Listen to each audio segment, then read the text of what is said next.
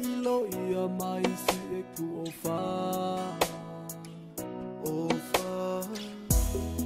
o hosi nona ko e vai whakanonga aho mo e po e ku whakalau lotoa ke ua whipe nona kau nonga o whaanga ke ilo ia mai koe o whani toki vete e mate me ongo pe e whewhe te upu ke pe e tatari te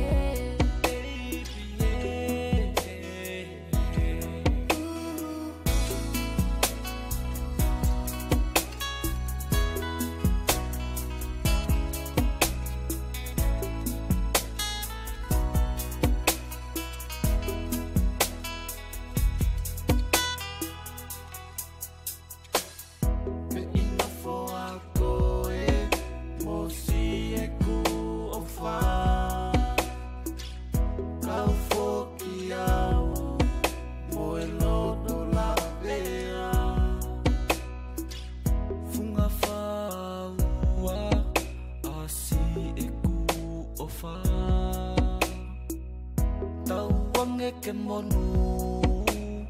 si uto anga kako sinoti